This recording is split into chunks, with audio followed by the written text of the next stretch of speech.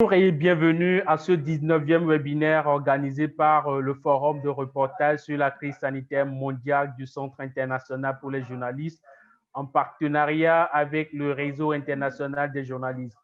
Après avoir évoqué au cours de nos précédents webinaires la façon dont le Sénégal et le Burkina Faso ont géré la crise du coronavirus, aujourd'hui, nous allons nous pencher sur le cas des Seychelles. Alors, le webinaire d'aujourd'hui a pour but de comprendre comment les Seychelles, cet archipel de l'océan Indien, a réussi à dompter, à remporter la bataille contre la pandémie du Covid-19. Puisque depuis le début de la pandémie, le pays n'a enregistré aucun décès lié au Covid-19. Nous allons discuter de la manière dont les Seychelles ont géré la crise. Nous allons aborder les politiques sanitaires qui ont été mises en place et avec nos invités, nous allons comprendre leurs secrets, mais aussi les difficultés qu'ils ont rencontrées dans la gestion de cette crise sanitaire. Sur les 1,6 million de cas confirmés recensés sur le continent africain, les Seychelles, eux, ne totalisent que 149 cas de contamination. Donc, ce webinaire est aussi donc l'occasion pour les autres pays africains d'apprendre du succès de cet archipel qui a très bien géré la crise et s'est très bien adapté.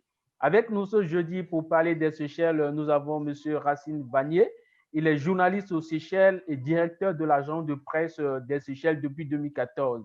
Monsieur Racine a été auparavant journaliste et réalisateur pour la télévision des Seychelles et il a également effectué plusieurs stages de journalisme à l'international, notamment à Radio France Internationale en 2001. Et depuis 2004, il est correspondant de l'agence France Presse aux Seychelles et membre de la Commission nationale de la francophonie. Bonsoir, Monsieur Racine. Bonsoir et bien merci de m'accueillir ce soir pour partager un petit peu comment ça se passe ici aux Seychelles pour la pandémie. Merci d'avoir accepté notre invitation. Nous avons également Monsieur Aïreno Dossavi Alipoué. Il est écrivain, journaliste et essayiste togolais. Il est actuellement journaliste économique à l'agence Ecofin et pour le média TogoFest, spécialisé sur les questions d'économie et de gestion publique en Afrique. Et au Togo, il est auteur de 5 ouvrages et il est lauréat de nombreux prix littéraires et d'écriture dans son pays et à l'international, notamment avec la Banque mondiale et la Banque africaine de développement. Bonsoir, Monsieur Aïreno Dossavi. Bonsoir. Heureux d'être avec vous. Il est avec nous pour ce webinaire et nous allons... Oui, merci d'avoir accepté notre invitation. Merci à vous. J'espère que tout le monde se porte bien. On se porte bien, Monsieur Aïreno Dossavi. Alors, je donne premièrement la parole à Monsieur Racine Vanier. Monsieur Racine, ça fait plus de 10 à ce jour, plus de environ 1,6 million de cas de contamination, avec un peu plus de 400 morts. Mais comment expliquez-vous le fait qu'aux Seychelles, il n'y a eu aucun décès jusqu'à ce jour?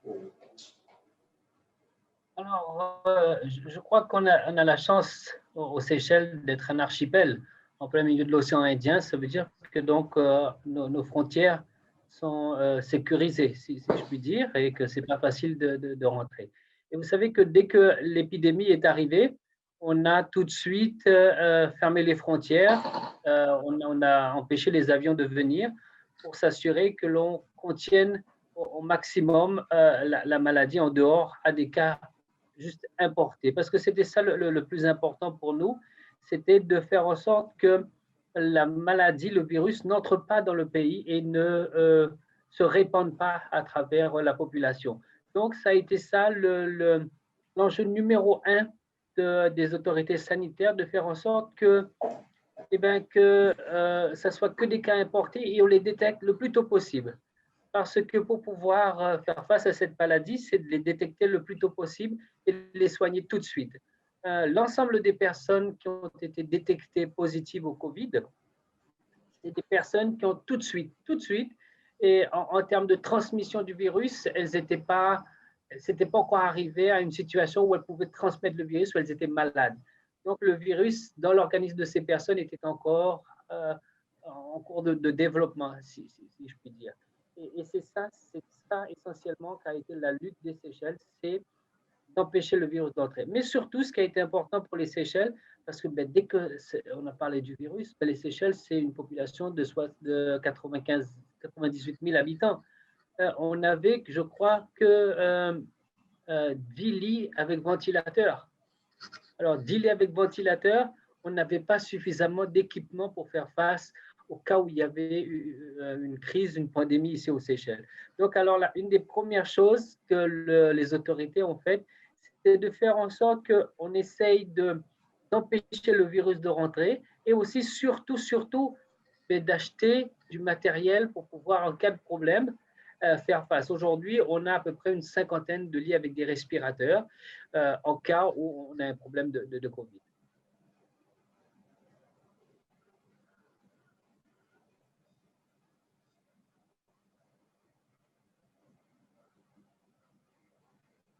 Voilà.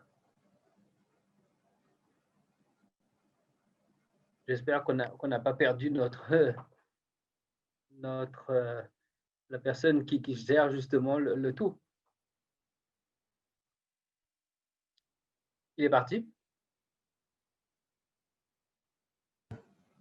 Je crois qu'on l'a perdu un petit moment, je crois. Et vous êtes de où? De Togolais également. Ah, du Togo. Ok, d'accord. Ok. Enchanté. Donc, écoutez, moi, j'ai dû faire un effort aujourd'hui parce que vous savez que c'est les élections. Et en même temps, oui, absolument. je crois qu'au Togo, il est 2 heures. Il est exactement 2 heures du soir, oui, 14 heures. Oui. Moi, il est 6h15. Oui. Donc, il y a 4 heures de différence. De décalage. Voilà, oui.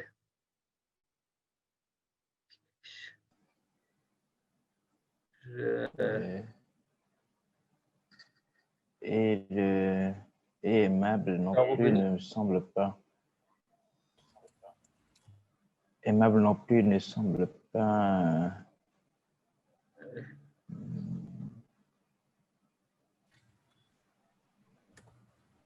Allô? Allô? Maintenant, bon, comme je vous disais exactement. Oui, allô?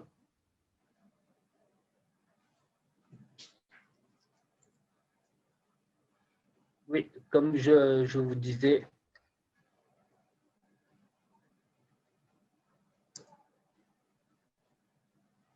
Oui, allô? Allô? Oui, on vous entend. Là? Alors, justement, il me semble qu'il y a eu un problème technique du côté de Kossi. Là. Ah, il vient maintenant. Alors, justement, allô? Je crois que Kossi est de retour. Mais entre-temps, j'aimerais poser la question, justement, depuis la confirmation d'un premier cas lié au Covid aux Seychelles, des médecins infirmiers kenyans ont été déployés dans l'archipel pour aider les soignants locaux et le gouvernement, bien sûr, a annoncé de nouvelles mesures dont la fermeture temporaire aux bateaux de croisière en fait d'empêcher le coronavirus de se propager dans le pays. Alors, comment peut-on évaluer justement l'impact des mesures de confinement associées à la pandémie dans plusieurs secteurs de la vie socio-économique de l'archipel pour l'instant? Nous avons été coupés, je ne vous ai pas très bien entendu. Alors, je répète la question. Depuis la confirmation d'un premier cas lié au COVID, donc au Seychelles, des médecins infirmiers kenyans ont été déployés dans l'archipel pour aider les soignants locaux. Et le gouvernement, bien sûr, a annoncé de nouvelles mesures de la fermeture temporaire, disons, aux bateaux de croisière afin d'empêcher le coronavirus de se propager dans le pays. Alors, justement, ma question est comment peut-on évaluer jusqu'à ce jour l'impact des mesures de confinement associées à la pandémie dans plusieurs secteurs contenus dans le secteur socio-économique de l'archipel? Écoutez, il faut savoir que le premier pilier de l'économie des Seychelles, c'est le tourisme. Hein. Tourisme. Directement, c'est 25%. Et indirectement, on monte à 70%. Les œufs qui sont produits par les fermiers, ce n'est pas les Seychellois qui le consomment, ce sont les touristes. Le poisson qui est produit, c'est consommé aussi par les Seychellois, mais bien entendu par les touristes. Alors, du jour au lendemain, nous avons bloqué l'aéroport et nous avons en même temps bloqué la principale source de revenus pour les Seychelles. Ça veut dire que les Seychelles, qui importent tout et pas mal de fruits et légumes du Kenya, eh ben, il n'y avait plus rien. On a des vivres pour 6 mois et donc ça a été réduit comme peau de chagrin. Et surtout, il faut des devises. Et sans devises, c'est un peu difficile. Alors, grosso modo, depuis le début de la pandémie jusqu'à la réouverture de l'aéroport et là, tout récemment, la roupie seychelloise a perdu 50% de sa valeur. Ça veut dire que si vous aviez quelque chose qui coûtait 10 roupies, ben maintenant il coûte 15 roupies. Alors, l'inflation est galopante ici, le coût de la vie est assez important. Et vous comprenez bien que le gouvernement n'a que comme objectif de faire en sorte de rouvrir sa frontière pour pouvoir laisser les devises étrangères revenir.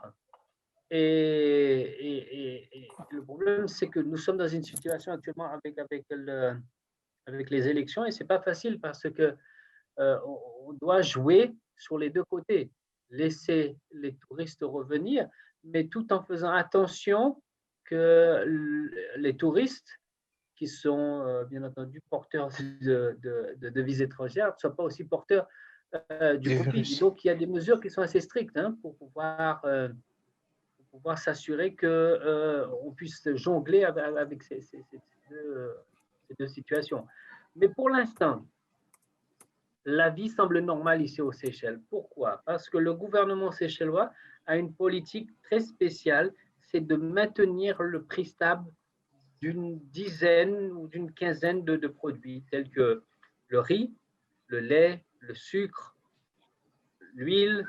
Il y a une dizaine de produits qui sont dans l'aliment de base que le prix reste toujours le même stable. Ça veut dire que le gouvernement absorbe le coût de cette hausse.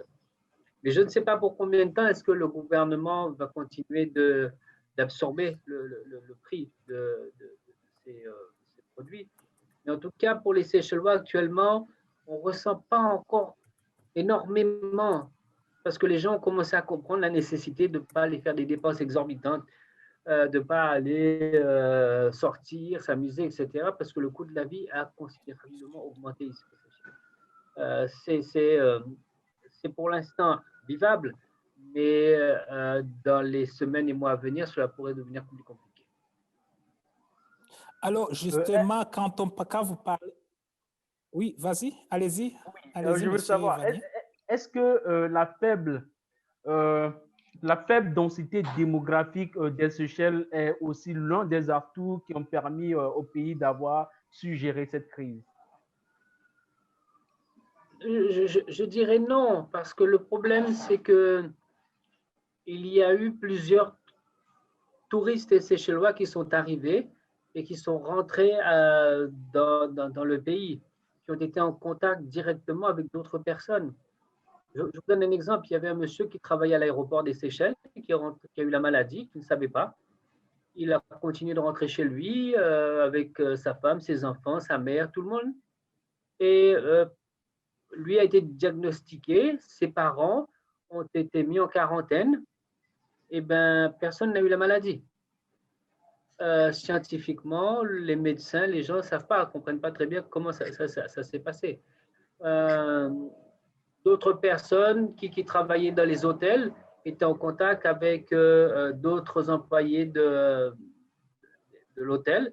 Il n'y a pas eu de communication entre ces personnes. Vous voyez, il n'y a pas eu de communication. Je veux dire que la maladie ne s'est pas répandue à travers ces autres personnes. Et pourtant, quand on va en ville, quand on est dans la société, on est en contact avec différentes personnes, vous voyez. Donc, je ne sais pas, parce que vous savez, ici aux Seychelles, on a un taux d'humidité qui est assez important.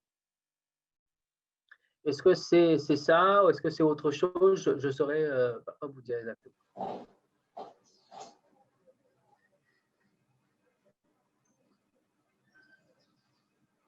Monsieur Aïe Renaud de Savy, comment font les autres pays pour avoir un nombre de taux de contamination aussi en hausse?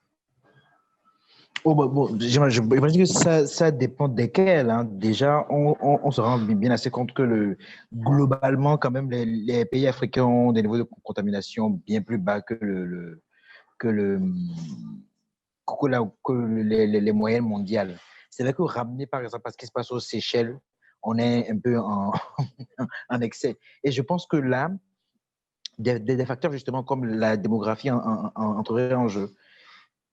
Mais personnellement, vu les niveaux qu'on a dans des régions comme, je sais pas, les États-Unis ou la France ou l'Italie, pour ne pas citer ce foyer-là, on se rend bien compte qu'on est sur des niveaux plus bas. Je pense que par rapport aux Seychelles, qui est vraiment un exemple, en tout cas dans la gestion sanitaire, certainement c'est la grande réactivité à jouer.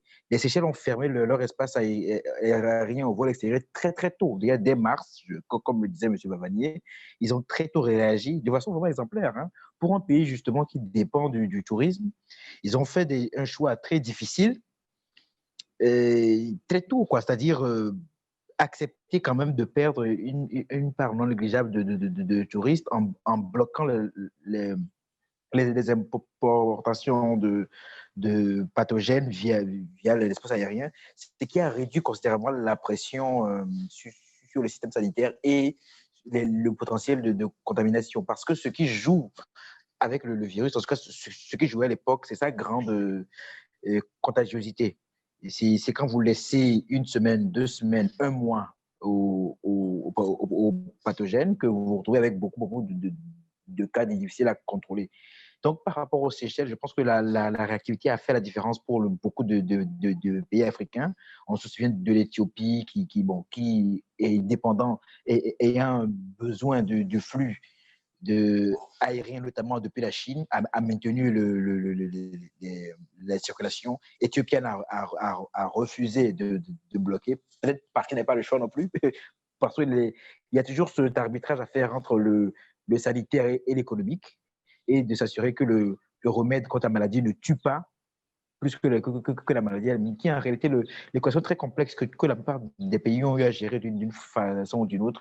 Donc oui, effectivement, pour des raisons de flux économique, on a maintenu les frontières ouvertes en Afrique jusqu'à quoi? Jusqu'à en avril, mai pour certains, et avant qu'on le ferme complètement et qu'on ne limite ça comment dire, aux sanitaires et aux produits d'urgence. Donc, ça a probablement fait la différence. Et aussi, le fait, il ne faut pas se mentir, que les Seychelles, c'est un archipel. C'est quelque chose qui a joué un très grand rôle. Ça se retrouve dans d'autres pays comme la Nouvelle-Zélande, qu'on cite d'ailleurs comme un grand exemple. La plupart des archipels, de par leur géographie, ont eu une plus grande facilité pour rapidement bloquer les flux de personnes et avoir un peu le contrôle sur les arrivées de migrants depuis l'extérieur. Donc, voilà. Mais cela n'enlève pas, il faut vraiment noter le grand courage dont on fait que les autorités séchelloises dans la gestion de cette crise, parce qu'il en faut vraiment pour bloquer comme ça quelque chose qui représente 80% de ton activité économique, quoi.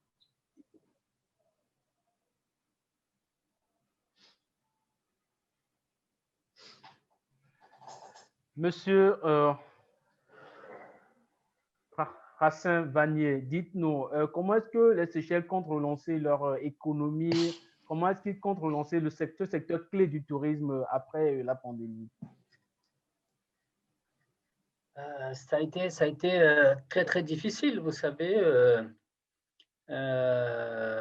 du jour au lendemain, quand les autorités séchelloises ont annoncé comme ça, après avoir pendant des années mis en place toute une stratégie pour que les Seychelles soient un peu leaders au niveau de l'Afrique en termes de tourisme. Et surtout, c'est un tourisme de luxe que l'on a. Et donc, ça a été comme une espèce de coup de massue sur l'ensemble de ce secteur qui a encore du mal à se relever parce que du jour au lendemain, ces entreprises n'avaient plus de liquidité. Alors, plus de liquidité et il faut savoir que le secteur du tourisme emploie près de 40% de la population active ici aux Seychelles. plus d'emplois veut dire plus de repaiement de prêts pour les banques.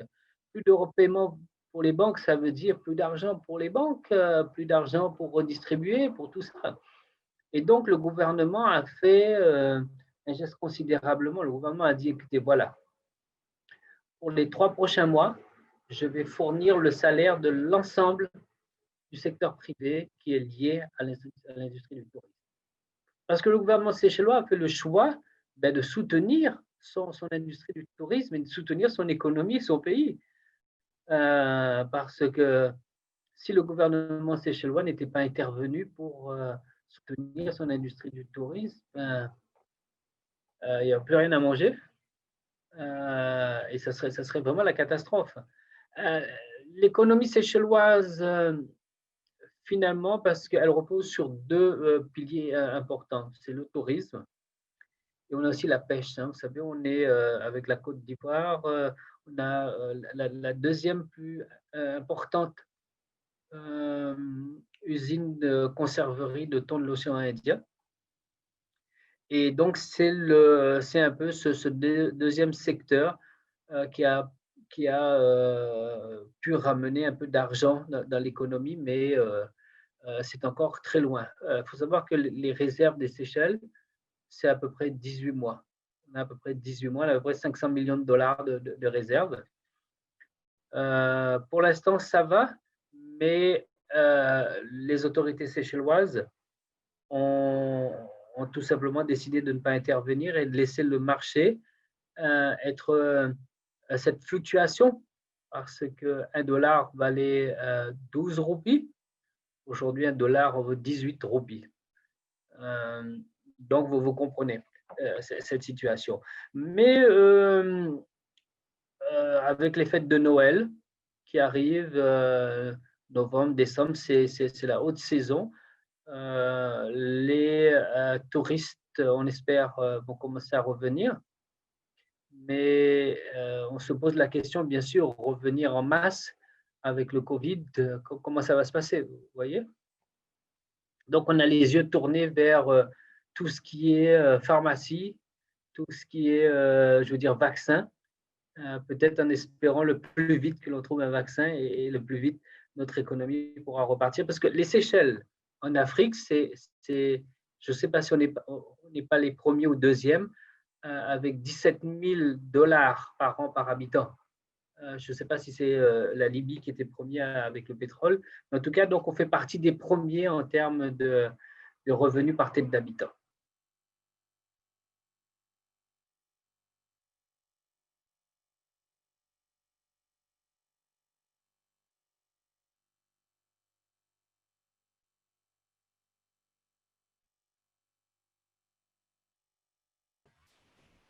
Allô? Oui, je crois que... Allô, vous m'entendez là? Oui, non, vous entendez, oui. Allô, juste quand vous avez parlé de l'entrée des devises, le tourisme est des Seychelles, mais la pandémie de Covid semble avoir pratiquement paralysé les voyages et le tourisme dans les pays où provient la grande majorité des touristes. Et puis, depuis que le mois d'août dernier, le gouvernement annonce encore les décisions d'alléger les mesures de Covid, que la nation insulaire dépend fortement de la perspective actuellement pour sortir de cette impasse-là. On a été un petit peu, ça a été un peu assuré, surtout la fin.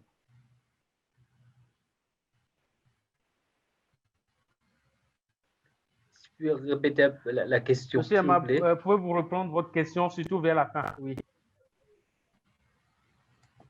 Allô? Vous voulez que je reprenne ma question? Oui, vers la fin, Alors, justement, quand on parle de l'entrée des devises, le tourisme est des principaux moteurs de l'économie des Seychelles, comme vous l'avez déjà mentionné.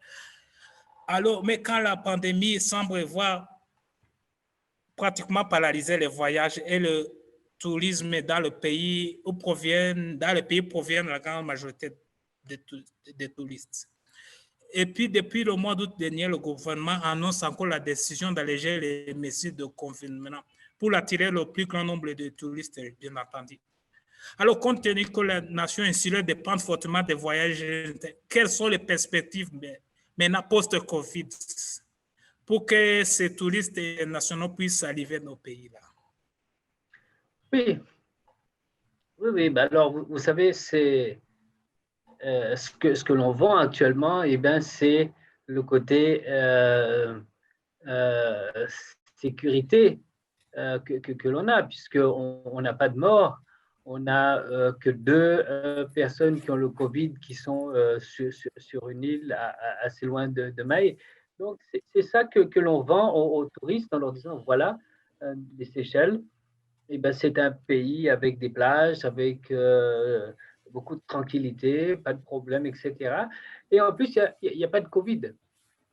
Alors ça, c'est vraiment quelque chose, il y a peut-être des gens qui ont envie de venir ici, s'isoler, venir ici aux Seychelles pour travailler, parce qu'il y a la connectivité Internet, c'est pas trop loin de l'Afrique, de l'Asie, un petit peu plus de l'Europe. Donc, vous pouvez venir ici, louer une maison et être tranquille et être en sécurité. Donc, c'est ça un petit peu qui est vendu pour les touristes, c'est que vous pouvez venir ici et que c'est safe, en sécurité. Et, par exemple, on a aussi les gens qui sont de Dubaï, hein, normalement qui vont en vacances en famille, etc. Et ils ont décidé que, bon, et bien, puisque les Seychelles, c'est juste là à côté, allons passer nos vacances aux Seychelles, allons dans un coin où c'est tranquille, allons dans un coin où il n'y a pas de Covid, et ils sont là, et ils sont contents, et c'est ça un petit peu que l'on vend, c'est cette tranquillité. Mais ça marche bien, puisque les touristes reviennent tout doucement, les Suisses actuellement que l'on a, les marchés émetteurs les plus, qui étaient les Français avec les Allemands, bon, avec la reprise du Covid, avec la situation, etc. Donc, ils sont un petit peu, ça tarde un peu pour eux de revenir, mais sinon, ça repart. Et on attend, en général, vers Noël, c'est la clientèle russe. Et cette clientèle russe, elle dépense sans compter, sans vraiment regarder un petit peu ce qu'il y a dans le porte-monnaie. Mais on a de l'espoir ici. On estime que ça peut être que positif. Je voudrais vous poser une question. Pour les voyageurs, les procédures d'entrée aux Seychelles sont plus légères que celles des Mauriciens, par exemple. Mais nous savons que dans les îles Maurice, on compte pourtant 10 décès avec des chiffres de contamination s'élevant à 419, presque le double de ceux des Seychelles. Et finalement, est-ce qu'on peut dire que les Seychellois seraient immunisés contre le Covid-19?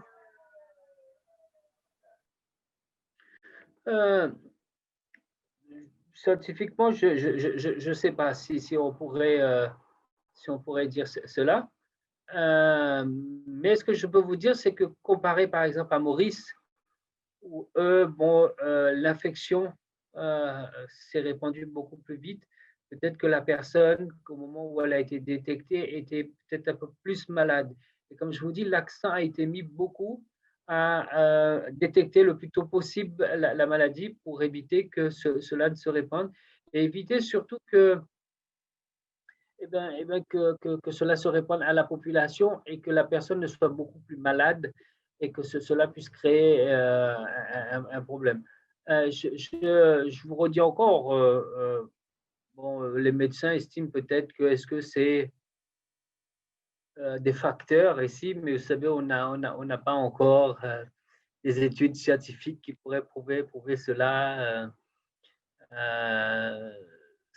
Ça reste encore du côté du domaine des scientifiques pour nous expliquer et nous rationaliser un petit peu tout cela. Quelle politique de santé a été mise en place concrètement dans votre pays? Vous savez, ici, on a la chance, c'est que la santé, elle est gratuite et pour tous. N'importe quel problème de santé, c'est pris en charge par l'État. Et si vous avez quelque chose d'assez compliqué, vous devez aller en Inde et les autorités séchelloises, le gouvernement, payent tout pour votre opération. Donc, on vous transporte en avion et vous allez en Inde ou au Sri Lanka pour être opéré. Ça, c'est des opérations qui sont assez poussées. Et c'est aussi beaucoup ce qui est pour le cancer. Sinon, tout le reste est pris en charge par le système de santé que l'on a. Et on a l'un des meilleurs systèmes de santé, si je puis dire, en Afrique, parce qu'en termes de vie, en termes de mortalité infantile, nous sommes parmi les premiers pays en Afrique. Je crois que le système de santé des Seychelles est assez bien, oui. Donc, même les tests de dépistage sont gratuits chez vous?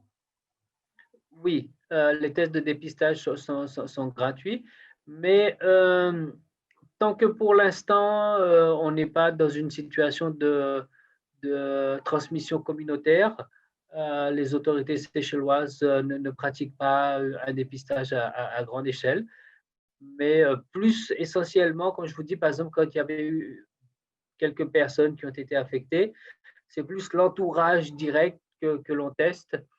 Et toutes ces personnes sont montrées tout de suite négatives, ce qui était un soulagement pour l'ensemble du pays. Vous savez. Monsieur Ahiri Renaud de Savy, qu'est-ce que les autres pays africains peuvent apprendre des Seychelles, de l'exemple de ce pays-là?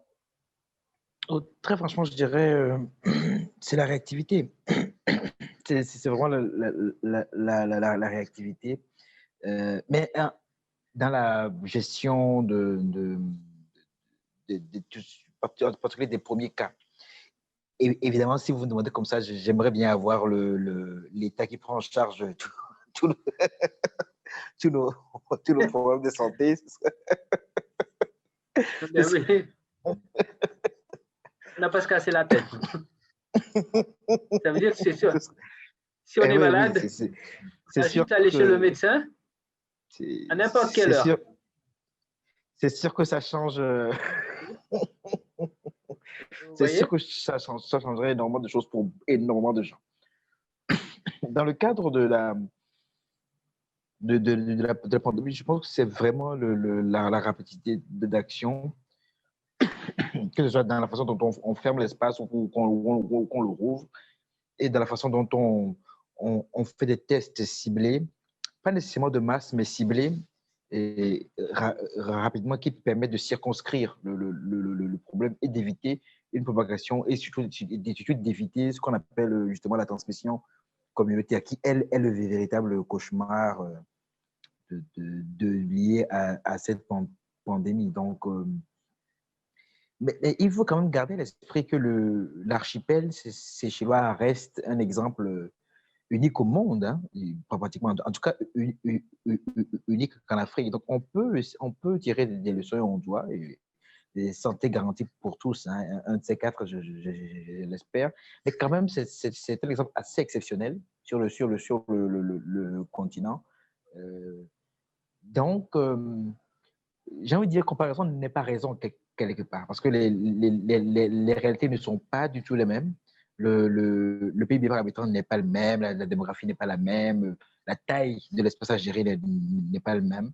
On peut tirer des leçons, mais en contextualisant, il y aura nécessairement des limites. Ce n'est pas pour dédouaner nos différents pays, loin de là, mais quand même, il faut minimum relativiser, parce que gérer une pandémie aux Seychelles, ce n'est pas la même chose que la gérer en Afrique du Sud ou au Nigeria, par exemple. On pourrait même tenter la comparaison avec le Togo, mais le Togo, voilà, rien que le Togo, c'est 8 millions d'habitants, voyez-vous. Lomé fait 1,5 million d'habitants. Le Sénégal, je crois que c'est 15 millions d'habitants. Donc, ce n'est pas les mêmes échelles. En termes de réactivité, c'est un benchmark, c'est un exemple à suivre. Mais comparaison n'est pas raison. Les défis, franchement, ne sont pas les mêmes. Et les Seychelles restent un exemple à ce niveau-là qu'il faut, comment dire, faudra suivre, notamment moi, j'insiste surtout sur la réactivité. Parce que dans la course contre la pandémie, c'est le temps. Le temps est un facteur majeur. Parce que gérer un cas à l'arrivée, ça, c'est faisable. Mais gérer le même cas un mois, 2 mois après, vous avez 300, 400, 500, peut-être 1000 cas de transmission derrière. Donc, les challenges se jouent fondamentalement au niveau du temps et dans la façon circonscrite et ciblée de faire les tests. Je pense que beaucoup de nos pays, finalement, ont su jouer là-dessus. Mais il y a évidemment la grande inconnue, hein, justement, M. Vanier en parlait. Est-ce qu'il y a des facteurs climatiques, immunitaires qui ont joué, tant sur le continent qu'aux Seychelles? C'est quelque chose qu'il faudra explorer, que les scientifiques devront explorer pour nous fixer bientôt. D'accord. Je rappelle aux participants qui nous suivent via l'application Zoom et à ceux qui nous suivent directement dans le groupe privé du forum sur Facebook que vous pouvez poser vos questions dans les commentaires à nos panélistes. Ce webinaire prévu pour 1 heure de temps, les 20 dernières minutes seront consacrées aux questions de ceux qui nous suivent. Monsieur Racine, dites-nous, est-ce que aussi chez vous, le port des masques est obligatoire? Est-ce que les bars ont été fermés? Quelles sont les mesures qui ont été prises en dehors de la fermeture ou de la limitation des voyages? Écoutez, pour commencer, il y a eu un couvre-feu qui était assez important. La fermeture de tous les magasins, je crois que c'était à 18 heures. Il y a eu des mesures qui ont été prises dès le début. Et je crois que c'est ça qui est très important, vous savez, c'est la réactivité pour empêcher qu'il y ait toutes sortes que ça ne se répande parmi la population. Et tout de suite, quand on a eu les premiers cas, on a demandé aux gens de commencer à prendre un peu de distance, cette distanciation sociale. Ça a pris du temps parce que, vous savez, quand on commence à imposer des choses aux gens comme ça, là, on commence à être un petit peu rebelle, à dire non, on ne veut pas, etc. Mais les autorités ont beaucoup misé sur cette nécessité que les gens comprennent et prennent leurs responsabilités, parce qu'on avait le cas en même temps de Maurice, qui avait des morts, qui avait beaucoup de personnes qui étaient contaminées. Et au fur et à mesure, c'est devenu quelque chose qui est rentré dans l'état d'esprit des gens et qu'on a commencé à comprendre cette nécessité de cette distanciation sociale. Mais depuis le retour, depuis la réouverture de l'aéroport le 1er août, il faut savoir que bon, c'est à partir de ce moment-là qu'on a commencé à demander à ce que l'on porte des masques. Parce que c'est encore une autre mesure au niveau du ministère de la Santé, on a mis en place pour s'assurer que vraiment il n'y ait pas de cas de Covid supplémentaires dans le pays. Depuis le mois d'août, on a des gens qui sont arrivés, qui ont eu effectivement le Covid et qui sont arrivés là parmi la population. Mais parce que justement, on avait ces mesures barrières, on avait ces mesures justement de distanciation, que peut-être que ça a évité le pire. Je crois peut-être que, est-ce qu'on a été plus sage que d'autres pays? Oui, parce que bon, quand on voit qu'il n'y a pas de propagation comme ça entre les communautés, entre les gens, oui, je crois qu'on a été beaucoup plus sage. Mais le mot reste bien sûr ce qui est le plus important, c'est cette réactivité. Et après, il faut bien comprendre que c'est un choix politique, vous savez. Il y a le choix entre l'économie et l'homme. Nous avons décidé de malheureusement laisser notre économie face à l'être humain. On a préféré privilégier l'être humain en sauvant des vies, plutôt que l'économie. Comme on voit un petit peu aux États-Unis, ils ont fait le choix de l'économie au détriment de l'être humain. Nous, aux Seychelles, l'être humain, parce qu'on est 95 000, c'est de la proximité, vous savez. Ne serait-ce que d'avoir 15-20 personnes, 10 personnes qui seraient mortes du Covid, ça aurait eu un très gros impact psychologique parmi la population, vous voyez. Et donc, les autorités séchelloises ont fait ce choix de sauver les gens. Mais il faut bien se rendre compte, le coût pour soutenir l'industrie du tourisme et le coût de fermer ses frontières. L'économie séchelloise, cette année, terminera avec moins 17%, qui est assez important. Vous savez, le pays actuellement reçoit des aides de la Banque africaine de développement, reçoit des aides de différentes institutions. Et en même temps, on essaie de faire attention à ce que cette dette ne devienne pas un fardeau à l'avenir. Donc, ils sont en train d'essayer de jugler avec tout cela pour s'assurer que ce que l'on emprunte ne devienne pas quelque chose de problématique pour le pays à l'avenir. On comprend de votre intervention que les dirigeants séchellois ont fait le choix de sauver des vies. Et je prends la question d'un participant qui dit ceci. Quelle gestion doivent faire certains pays quand on sait que le Bénin n'a pas fermé ses frontières jusqu'à ce jour, mais que le taux de personnes atteintes par la COVID-19 ne soit pas aussi alarmant qu'au Togo, au Ghana? Que comprendre de tout cela? Je reprends la question. La question dit ceci. Quelles questions doivent faire certains pays quand on sait que le Bénin n'a pas fermé ses frontières jusqu'à ce jour, mais que le taux de personnes atteintes par la COVID-19 ne soit pas aussi alarmant qu'au Togo ou au Ghana? Que comprendre de tout cela? C'est la question d'un participant. Vous voyez, il faut comprendre comment repose l'économie d'un pays. Tous les jours, nous avons, si vous voulez, à peu près 3 fois la population des Seychelles qui viennent ici. 90 000, on a 340 000 touristes. Ça veut dire qu'on a 3 fois la population des Seychelles qui viennent ici. Je ne sais pas si au Togo ou au Bénin, on a la même quantité de touristes. C'est un pays qui est porté vers le tourisme. Vous voyez, tant que votre pays n'est pas tourné vers le tourisme, où il y a des gens qui viendraient vous apporter cette maladie en masse, il n'y a pas de nécessité de fermer votre frontière.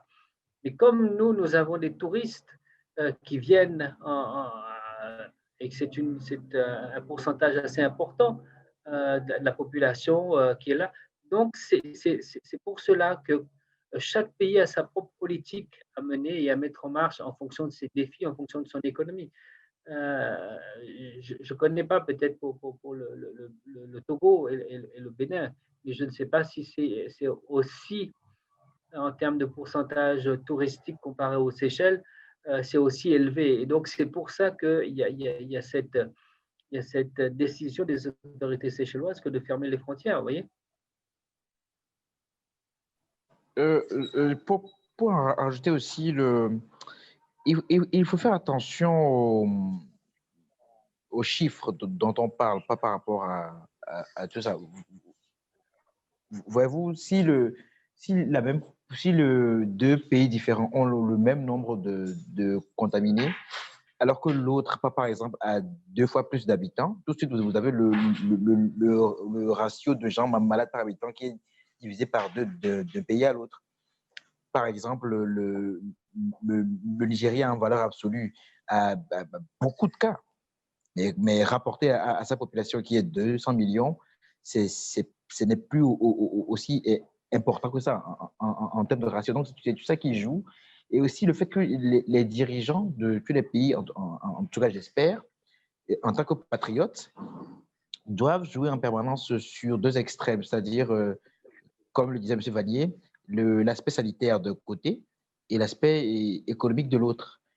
On ne peut pas nécessairement, pendant trop longtemps, privilégier le sanitaire sur l'économique parce que quand on a une pathologie qui a ce type de niveau de létalité, il faut tenir compte des autres aspects de l'économie.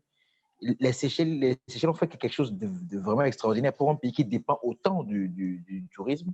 C'est remarquable. Mais d'autres n'ont pas nécessairement choisi ça. Par exemple, le Bénin, qui finalement, avec le temps, finalement, le temps lui donne raison. C'est-à-dire que l'apocalypse n'a pas eu lieu, la tempête n'a pas eu lieu. Il y a eu des décès, certes, mais dans la période, je pense que honnêtement, le paludisme a tué plus de gens. C'est malheureux, mais c'est signe de donner dont il faut tenir compte.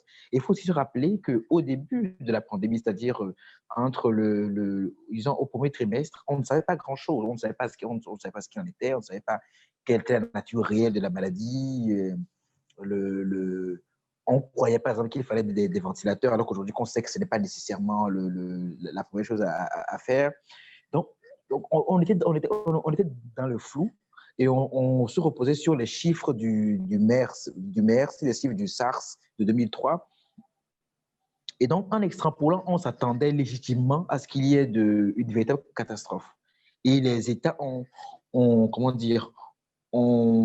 réagi en conséquence. Mais avec le temps, on se rend compte que finalement, pour des raisons qu'on ne comprend pas forcément pour le moment, que l'apocalypse n'a pas eu lieu. Notamment en Afrique. En Afrique, on était légitimement inquiet, on pouvait l'être, mais pour des raisons de démographie, de jeunesse de la population, d'âge médian, d'insolation, peut-être d'un coronavirus préexistant qui aurait offert une immunité partielle, on ne sait pas encore réellement. La pandémie n'a pas eu autant d'effets que ça. Alors, quand vous avez une maladie qui a un taux de létalité relativement bas, finalement, c'est-à-dire, je crois que ça aussi, autour de 1%, mais maintenant, voire même moins, selon certains, vous ne faites pas un shutdown de votre économie pour ça. Parce qu'un shutdown de l'économie, c'est des gens qui meurent de faim. En Afrique, c'est des gens qui tombent dans la dépression, c'est du suicide. Vous voyez? Et c'est des opérations médicales qui sont annulées ou reportées dans certains cas. Donc, si on cumule tous ces facteurs de létalité pour des pays comme les pays africains où on n'a pas le coussin financier contre d'autres pays, quand on n'a pas la trésorerie nécessaire pour supporter les économies à bout de bras pendant 6 mois, quand on fait le calcul en tant que dirigeant, parfois, on se dit, bon, peut-être qu'il vaut mieux laisser l'économie tourner, laisser les gens vaquer autant que possible à leurs occupations en essayant de gérer quand même la pandémie. C'est pour ça qu'aujourd'hui, le mot d'ordre, c'est quoi? C'est de vivre avec la COVID. Et ça, c'est à peu près dans la plupart des pays, en dehors peut-être du cas très particulier. Et encore une chose, en ce qui concerne par exemple les confinements, aucun pays ne peut faire un confinement pendant 3 mois. Ce n'est pas possible. Ce n'est juste pas possible. Surtout en Afrique, on ne peut pas. En Afrique, la plupart des gens, ils mangent ce qu'ils gagnent aujourd'hui. C'est-à-dire que on n'a pas la trésorerie et au niveau individuel ou au niveau étatique pour faire un shutdown complet. Et surtout comparé à la létalité de la maladie. C'est un arbitrage. C'est un arbitrage qu'on fait en fonction de la dangerosité de la maladie, des marges de manœuvre financières qu'on a, de la capacité de résilience économique des populations. C'est un arbitrage très complexe auquel les États et les chefs d'État patriotes, j'espère, encore une fois, font face. Et finalement, c'est le réel qui décide si on a fait un bon choix ou pas. Et globalement, vu ce qu'on craignait légitimement en Afrique, je pense qu'on s'en est plutôt bien tiré. Et Seychelles, extraordinairement plus, parce que zéro décès en plus de 6 mois, c'est assez remarquable. Donc, c'est un peu ça. Monsieur Racine, il y a une question qui vous est adressée. Au début de la pandémie, certains dirigeants africains ont dû faire face à la résistance de la population qui hésitait à respecter les mesures prises pour faire face à la pandémie. J'aimerais savoir comment la population séchelloise a réagi dès l'annonce des mesures de lutte contre la COVID-19. Est-ce que la population a contribué à cette lutte ou bien ce sont les autorités qui se sont démenées pour sécuriser l'archipel? Si vous voulez, quand on a mis en place ces mesures, c'était à la suite de la découverte de ce monsieur qui travaillait à l'aéroport et qui s'est baladé dans la population pendant quelques jours. Et donc, à la suite de ce cas, c'est là que les autorités séchelloises ont décidé d'imposer un couvre-feu et de mettre en place toutes sortes de mesures assez drastiques. Il faut dire que bon, c'est comme un peu partout. Hein. Il y en avait qui respectaient, il y en avait qui ne respectaient pas, il y en avait qui ne voyaient pas la nécessité de respecter. Mais il y a eu toute une sensibilisation qui a été réalisée pour expliquer aux gens le bien-être et ce qui est fondé dans cette mesure. Et à la fin, les gens ont commencé à comprendre. Parce que c'était pour leur bien, c'était pour le bien du pays et c'était pour le bien de nos familles. Parce que si le Covid, on attrape le Covid, on transmet ça à nos familles, à nos amis, et c'est là tout cet intérêt. Mais c'est à la fois un peu difficile de mener un combat contre ce que l'on ne voit pas. Parce que dans les autres pays d'Afrique, on voit un peu les ravages, on voit un peu la situation, des gens qui sont malades autour de nous, où on entend que Pierre, Paul ou Jacques est malade, mais nous n'avons pas cela. Mais en tout cas, ça a été un facteur important que de préparer la population et de préparer par rapport à l'ouverture actuelle de l'aéroport, des retours des touristes. Donc, ça veut dire qu'on est suffisamment préparé pour pouvoir justement continuer de mettre en place ces mesures et faire en sorte que s'il y a des touristes qui arrivent avec le Covid, puisqu'on a cette distanciation, puisqu'on a des masques, puisqu'on se lave les mains assez régulièrement, donc on a les cartes entre nos mains pour empêcher que le Covid ne rentre. Vous savez que actuellement, on accepte 3 pays qui sont à fort risque de Covid, qui sont l'Allemagne, la France et les Émirats arabes unis. Ces gens, dès qu'ils arrivent, ils doivent rester dans un hôtel pendant 5 jours. Et une fois qu'ils ont résidé dans leur hôtel pendant 5 jours, ils peuvent alors sortir, après avoir fait un dernier test. Donc, c'est encore une nouvelle mesure qui est prise pour s'assurer que, oui, les personnes qui rentrent, qui viennent ici, sont vraiment, ont vraiment pas la maladie et ils sont passés vraiment à travers toutes les procédures, toutes les mesures pour s'assurer que bon, on ne transmet pas cette maladie à la population. Et je peux vous dire que bon, aujourd'hui, il n'y a plus toute cette espèce de tergiversation où les gens ne comprenaient pas. Et en même temps, parce qu'il y avait un espèce de discours qui venait de l'Europe qui disait ça ne sert à rien de porter des masques. OK? Et même aux Seychelles, au début, on disait ça ne sert à rien de porter des masques. Mais aujourd'hui, bon, les gens se sont ralliés et tout le monde porte le masque. Et on comprend cette nécessité de se protéger et de protéger les autres. Il y a 2 questions pour vous, M. Rassin Vanier. Est-ce que les Seychelles font face à la circulation des fausses rumeurs et à la désinformation? Ça, c'est la première question. La deuxième question, c'est de savoir si l'état d'urgence sanitaire a été décrété aux Seychelles. Alors, la deuxième, elle est très simple, puisqu'il n'y a pas eu de transmission communautaire, il n'y a pas eu de nécessité de mettre en place cette mesure sanitaire. Cette mesure aurait été prise s'il y avait eu une transmission communautaire entre différentes personnes. À ce moment-là, oui, il y aurait eu cette mesure qui aurait été mise en place. Pour ce qui est des fausses rumeurs, oui, il y en a beaucoup. Il y en a beaucoup qui ont circulé.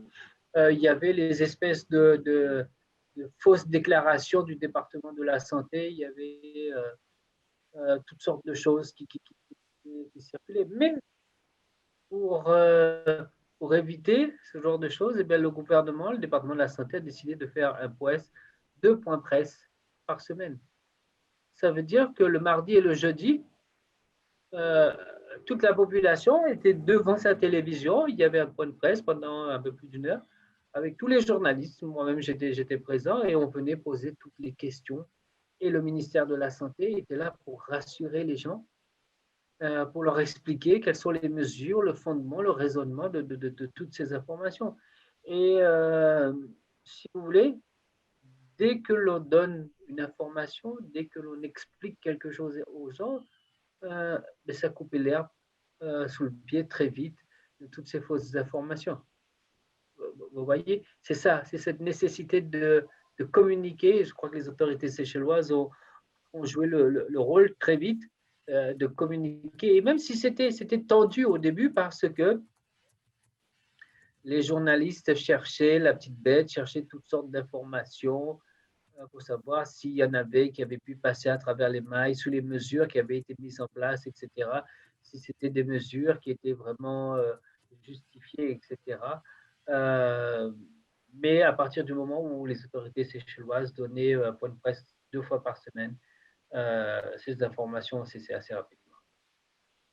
Quel a été le rôle des journalistes séchellois durant cette crise sanitaire? Quelle a été leur contribution dans l'information au public?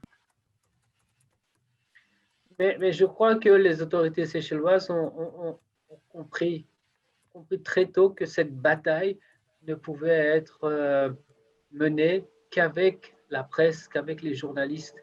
Et on a fait des journalistes un allié, des alliés dans ce combat pour pouvoir mener à bien ce combat.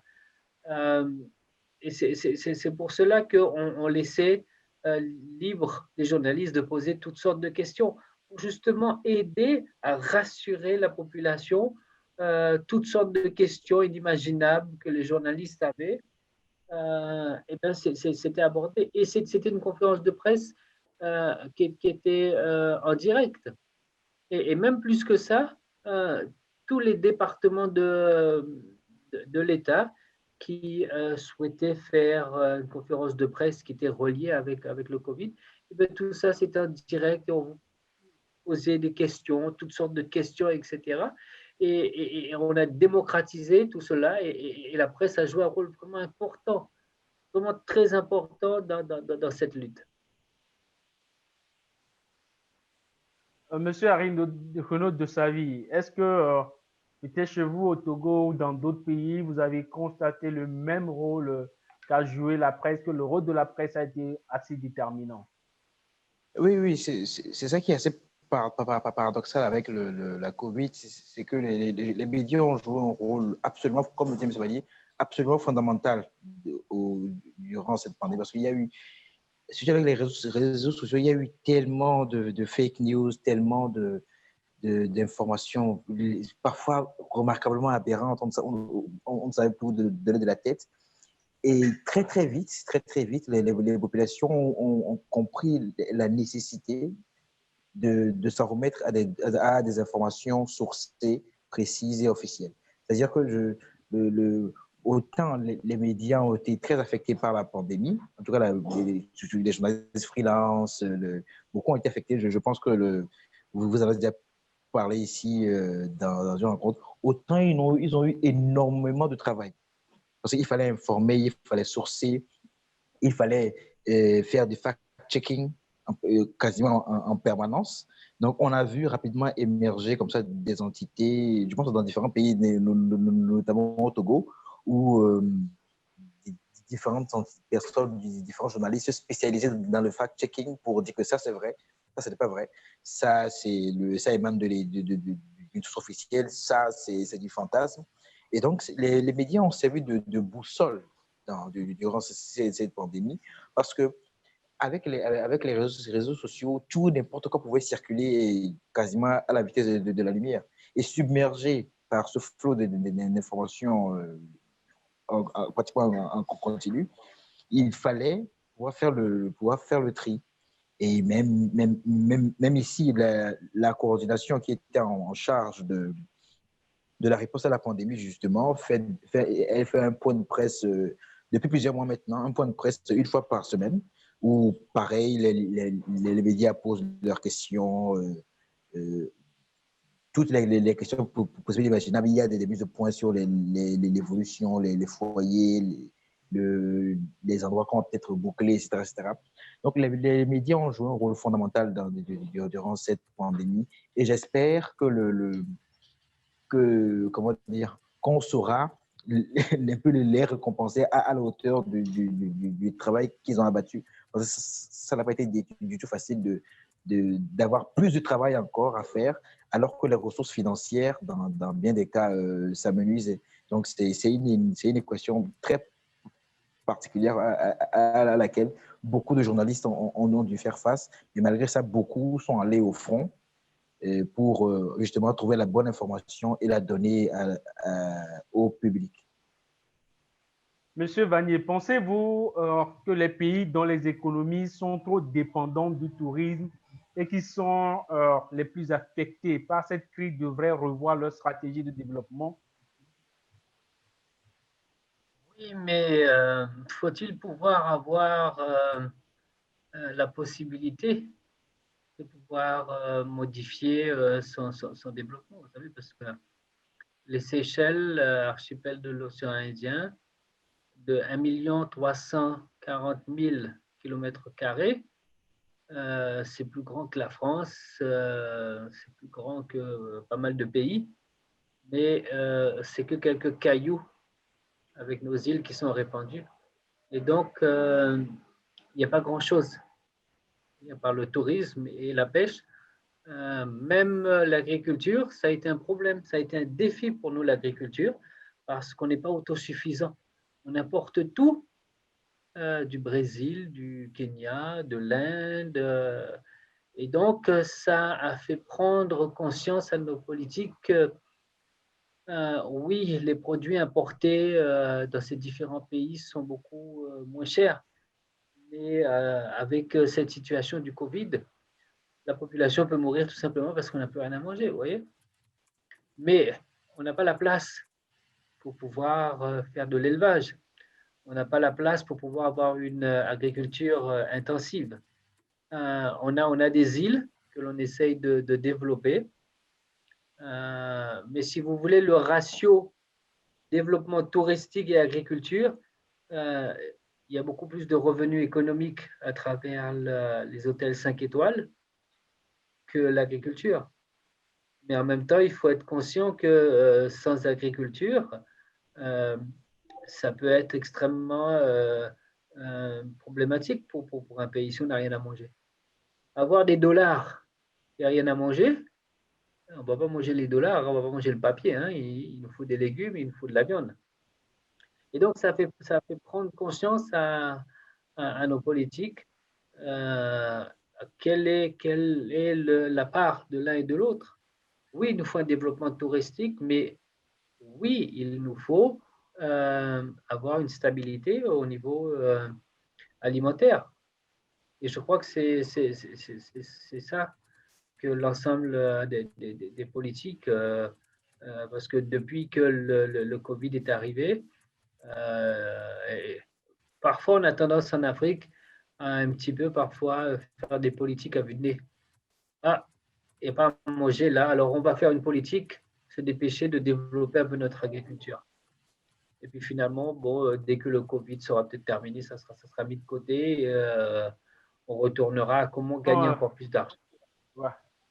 Aujourd'hui, aux Seychelles, ce sont les élections et on se demande dans quel contexte elles s'organisent alors que le virus circule toujours.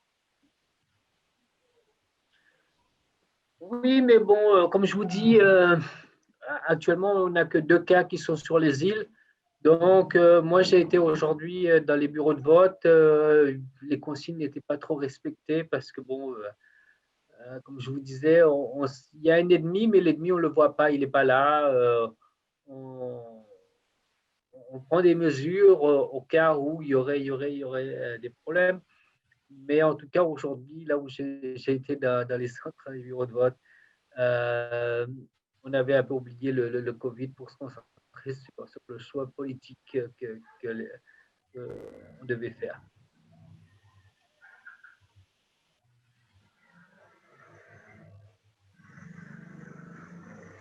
Merci à vous, Monsieur Racine Vanier, pour ce moment que vous avez partagé avec nous.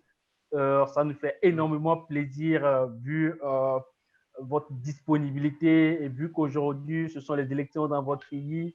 Merci beaucoup pour ces moments de partage et merci aussi à notre confrère et journaliste et écrivain Aïrono de Savi pour les connaissances partagées au cours de ce webinaire. Merci également à ceux qui nous ont suivis, aux membres du forum de reportage sur la crise sanitaire mondiale. Merci à tous. Et la semaine prochaine, nous n'aurons pas un webinaire avec des invités, mais nous organisons plutôt un café virtuel qui va rassembler les membres de notre forum pour discuter de l'avenir du journalisme. La pandémie a eu un effet glaçant sur la pratique de notre profession, discuter et de la façon dont nous pourrons mener ensemble des projets de reportage transfrontaliers. Pour ceux qui n'ont pas encore rejoint notre forum sur Facebook, nous vous invitons à le faire. C'est un forum de reportage sur la crise sanitaire mondiale qui rassemble environ 1500 journalistes francophones du monde entier. Et pour nous, c'est une réponse à la pandémie du COVID-19. L'objectif, c'est d'offrir de l'aide, des opportunités et puis des ressources utiles aux journalistes, leur mettre en relation, en contact avec les médecins et les experts de santé de renommée mondiale. Aujourd'hui, ça a été le 19e webinaire organisé par ce forum de reportage lancé en partenariat avec le réseau international des journalistes. Je souhaite à tous une très belle fin de soirée et à nous revoir la semaine prochaine. Au revoir. Merci de m'avoir invité. Bonsoir. Oh, bonsoir. Bonsoir. Au revoir. Bonsoir. Au revoir.